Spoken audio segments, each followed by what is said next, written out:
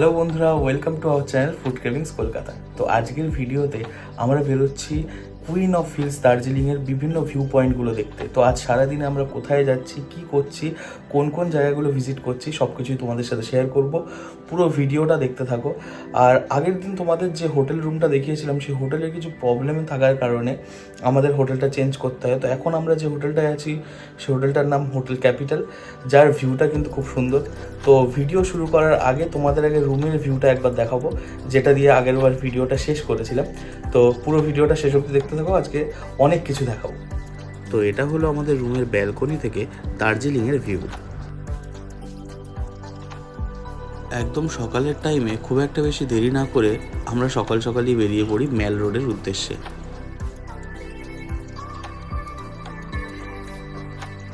এরপর বেশ কিছুটা পথ যাওয়ার পরে আমরা চলে আসি দার্জিলিং ম্যালে।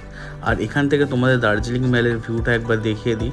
তো এই যে রোদ ঝলমল ভিউটা তোমরা দেখতে পাচ্ছ, এই সকালের ভিউয়ের কিন্তু সত্যি কোনো তুলনা হয় না।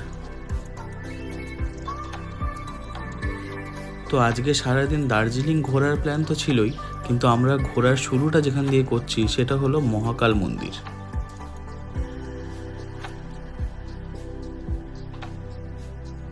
আর যেমনটা তোমাদের বলেছিলাম এখানকার ওয়েদারের কথাটা, যে এখানকার ওয়েদার কিন্তু প্রেডিক্ট করা যায় না। তো নিচে ম্যালে তোমরা দেখলে রোদ ঝলমল, আর এখন দেখো চারিদিকটা আবার কিন্তু কুয়াশাচ্ছন্ন হয়ে গেছে। আর এই ভিউটা জাস্ট অসাধারণ।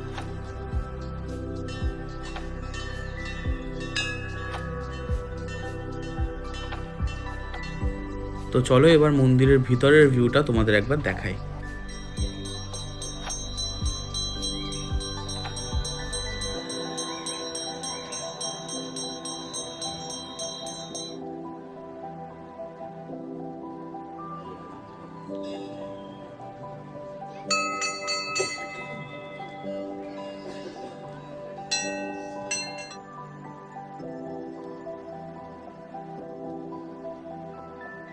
তো এরপর মহাকাল মন্দির থেকে বেরিয়ে আমরা চলে আসি সকালের ব্রেকফাস্ট সারতে কেভেন্টার্সে। তো এখানে আমরা চলে এসেছি কেভেন্টার্সের রুফটপে, আর এখান থেকে ভিউটা তোমাদের একবার দেখিয়ে দিই। আর কিছুক্ষণ বাদেই চলে আসবে আমাদের অর্ডার। তো চলো কী কী অর্ডার করেছি সেটাও তোমাদের একবার দেখাই। তো এখানে আমরা অর্ডার করেছিলাম কেভেন্টার্সের স্পেশাল চিকেন প্ল্যাটার, আর তার সাথে স্যান্ডউইচ আর বার্গার। তো এখানে আমরা বেশ কিছুক্ষণ খাওয়া দাওয়া সেরে নেওয়ার পরেই আমরা কিন্তু বেরোবো। আজকের জার্নিটা এখান থেকে শুরু হবে। তো ভিডিওটা দেখতে থাকো, খুব মজা হতে চলেছে। তো ফাইনালি আমরা বেরিয়ে পড়ি আর শুরু হয় আমাদের আজকের জার্নি। তো প্রথমেই আমরা যেখানে যাচ্ছি সেটা হলো জাপানিজ পিস পাগোড়া, বা যেটা কিন্তু বুদ্ধ টেম্পল নামেও পরিচিত। তো এবার আমরা ঢুকতে চলেছি সেই বুদ্ধ টেম্পেলে। এটা কিন্তু স্ট্যাবলিশ হয়েছিল 1972-তে, আর এর নির্মাণটা অনেকটা এমনই যে এটা কিন্তু অনেকটা জাপানিজ কালচারকে রিপ্রেজেন্ট করে।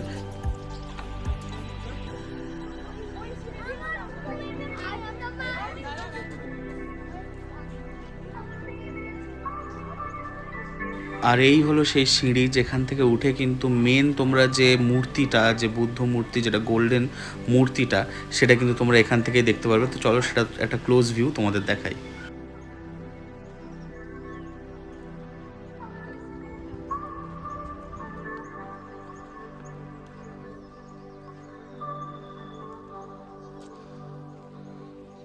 অদ্ভুত প্রাকৃতিক সৌন্দর্য আর বিভিন্ন ঘোরার জায়গা তো আছেই, কিন্তু দার্জিলিংয়ে এসে সব থেকে বেশি যেটা এনজয় করেছি সেটা হলো এখানকার ওয়েদারের খেলা।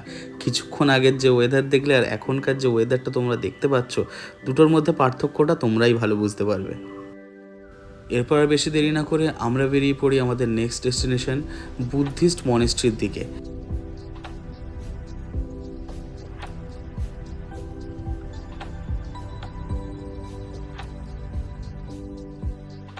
তো এখানে আমরা চলে এসেছি বুদ্ধিস্ট মনেস্ট্রির মেন গেটে। তো চলো ভিতর থেকে তোমাদের একবার এটা দেখাই।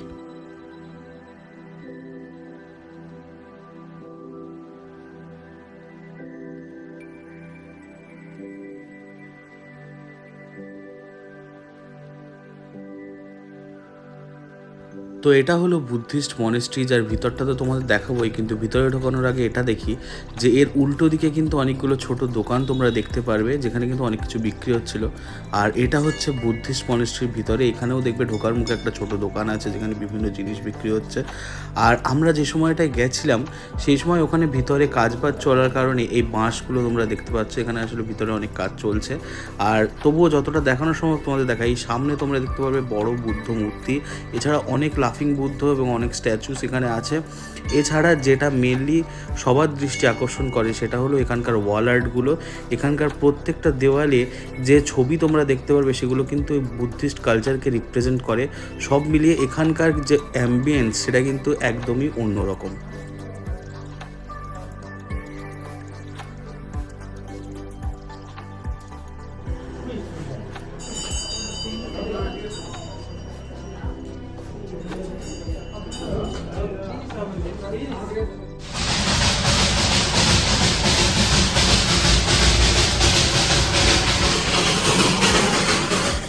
এরপরে নেক্সট আমরা চলে আসি বাতাসিয়া লুপে। আর এখানে বাতাসিয়া লুপে ঢুকতে গেলে তোমাকে কিন্তু টিকিট কেটে ঢুকতে হবে। তো আমরা এখানে টিকিটটা কাটছি।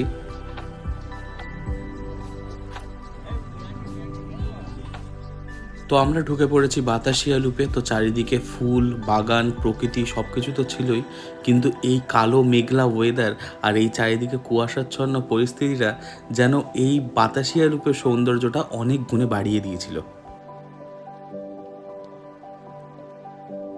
তো এরপরে বাতাসিয়া লুপে আমরা ঘুরতে থাকি, বিভিন্ন জিনিস দেখতে থাকি, ছবি তুলতে থাকি, সময় কাটাতে থাকি। কিন্তু তারপরেই আমরা যেটা দেখতে পাই সেটা কিন্তু সত্যিই খুব সুন্দর জিনিস। যে জয় রাইডের কথা আমরা ডে 1-এ তোমাদের বলেছিলাম, সেই জয় রাইডের ট্রেনটা আমরা দেখতে পাই বাতাসিয়া লুপে ঢুকতে।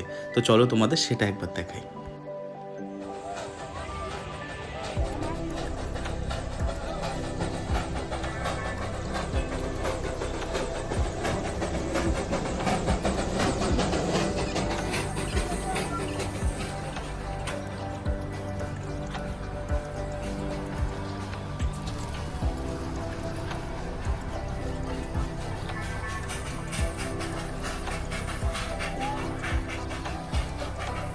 তো ট্রেন যখন দেখালাম, এবার ট্রেন লাইনটাও তোমাদের দেখাই। আর ট্রেন লাইনের দুদিকে থাকা এই ছোট বাজারটাও তোমাদের দেখিয়ে দিই। ট্রেন লাইনের দুদিকে কিন্তু দেখতে পারবে ছোট একটা বাজার গড়ে উঠেছে, যেখানে কিন্তু তোমরা বিভিন্ন জিনিস কিনতে পারো। এরপর আমরা বেরিয়ে পড়ি আমাদের নেক্সট ডেস্টিনেশন রক গার্ডেন্সের উদ্দেশ্যে। তো নেক্সট ডেস্টিনেশনে যাওয়ার এক্সাইটমেন্ট তো ছিলই, কিন্তু মেন যে এক্সাইটমেন্ট সেটা ছিল কিন্তু এই জার্নিটার, এই পাহাড়ের রাস্তা দিয়ে এইভাবে এই যাতায়াতটা কিন্তু দারুণ উপভোগ করছিলাম আমরা।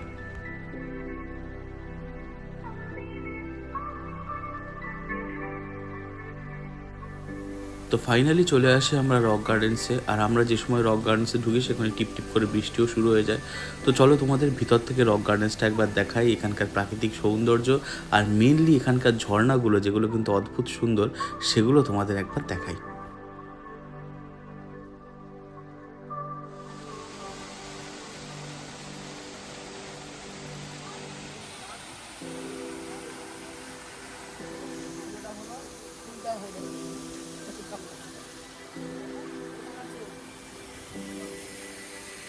তো এরপর আর বেশি দেরি না করে আমরা বেরিয়ে পড়ি রক গার্ডেন্স থেকে।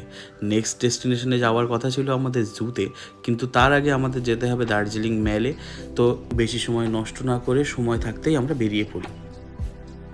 আর যেমনটা কি তোমাদের বলছিলাম, ডেস্টিনেশনে পৌঁছানোর আনন্দ তো ছিলই, কিন্তু তার থেকেও বেশি আনন্দ যেন আমরা পাচ্ছিলাম এই জার্নির সৌন্দর্যগুলো দেখে। আর এই চা বাগানের মতো অদ্ভুত সৌন্দর্য দেখে আমাদের আনন্দটা যেন একটা অন্য লেভেলে চলে গেছিলো।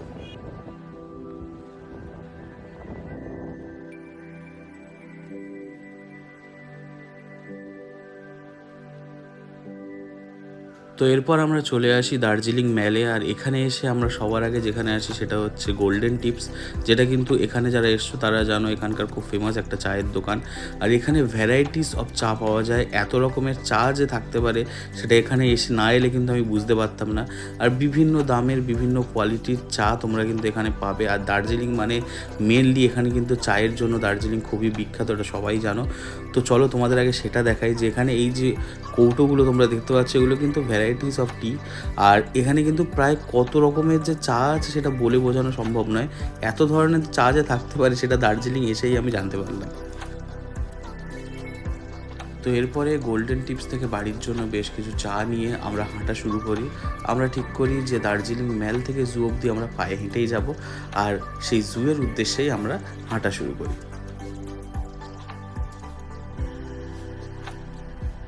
আর ফাইনালি আমরা পৌঁছে যাই জুতে।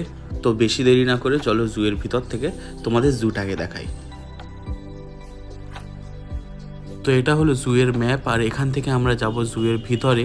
তো ভিতরে গিয়ে কি কি দেখলাম চলো তোমাদের এবার সেগুলো দেখাই।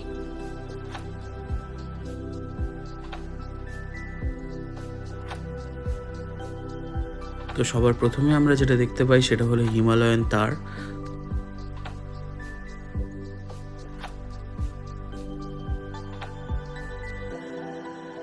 আর এরপর আরেকটু এগিয়ে গিয়ে আমরা দেখতে পাই সাম্বার ডিয়ার।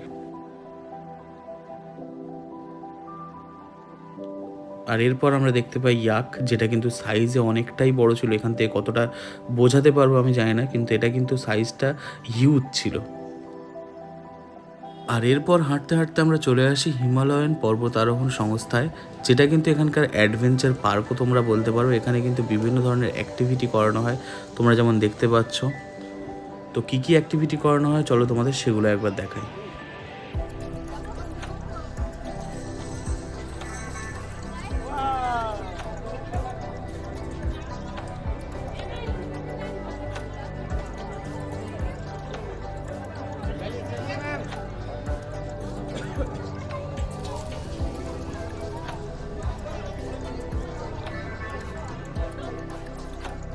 তো অ্যাডভেঞ্চার পার্ক থেকে বেরিয়েই আমাদের চোখে সবার আগে পড়ে অনেক বাঁদর।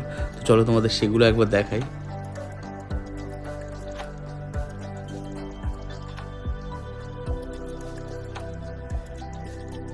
আর এরপর আমরা দেখতে পাই লেপার্ড। আর এই লেপার্ডটা সাইজে বড় হলেও এই পাশে যে লেপার্ডটা ছিল এটা কিন্তু অতটা সাইজে বড় ছিল না, এটা ছোট ছিল।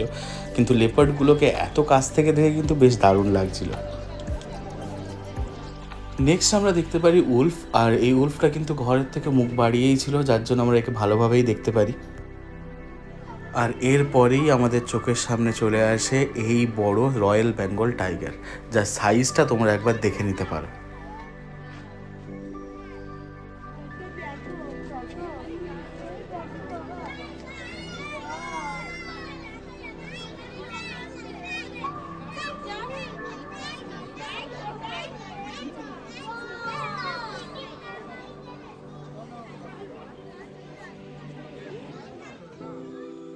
তো এরপর আমরা জু থেকে বেরিয়ে পড়ি দুপুরের লাঞ্চ সারতে।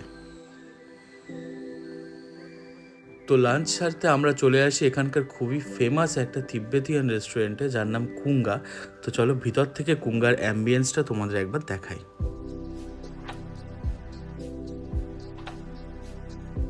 জায়গাটা ছোট হতে পারে কিন্তু এখানকার খাবার ছিল অসাধারণ। আমরা অর্ডার করি চিকেন মোমো আর নুডলস, আর দুটোই কিন্তু খেতে অসাধারণ ছিল। তো লাঞ্চ সেরে আমরা বেরিয়ে পড়ি দার্জিলিং মেলের উদ্দেশ্যে।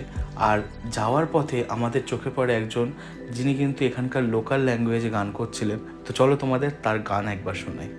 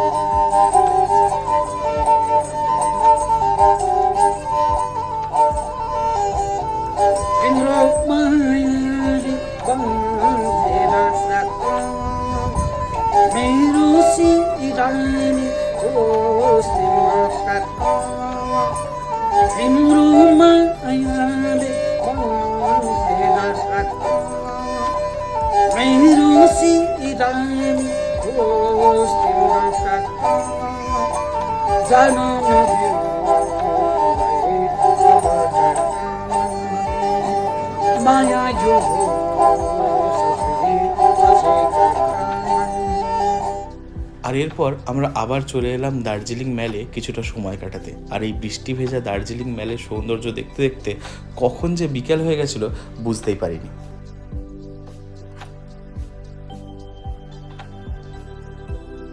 আর বিকেল পড়তে না পড়তেই আমাদের চোখ গেল এখানকার স্ট্রিট ফুডের দিকে, আর আমরা চলে এলাম এখানকার স্ট্রিট ফুডগুলো ট্রাই করতে।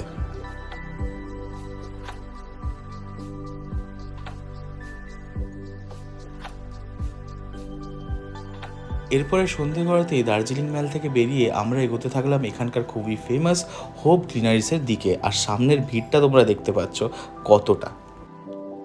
আর বেশ কিছুটা রাস্তা পেরোনোর পরে আমরা চলে এলাম হোপ গ্লিনারিসে। আর এখানে হোপ গ্লিনারিসটা কিন্তু দার্জিলিংয়ের সবচেয়ে বেস্ট কুকিজের জন্য খুব ফেমাস। ম্যাল থেকে গ্লিনারিসে আসার পথে ভিড় তো ছিলই, কিন্তু ভিতরেও কিন্তু কম ভিড় ছিল না। তোমরা দেখতেই পাচ্ছ কত লোক কিন্তু এখানকার কুকিজের টানে এখানে চলে এসছে। তো আমরাও আর বেশি দেরি না করে চলে গেলাম কিছু কুকিজ কালেক্ট করতে।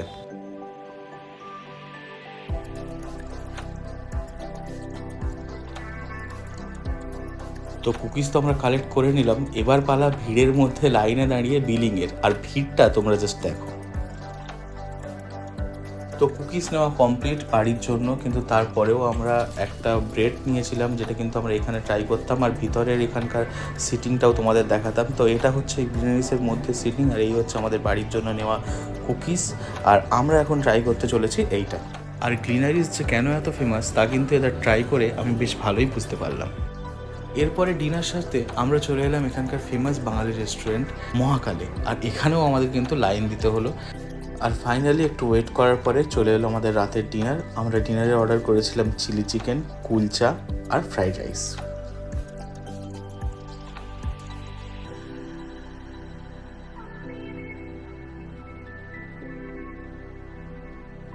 তো বন্ধুরা, ফাইনালি ভিডিওটা আমরা এখানেই শেষ করছি। আশা করি ভিডিওটা তোমাদের ভালো লেগেছে।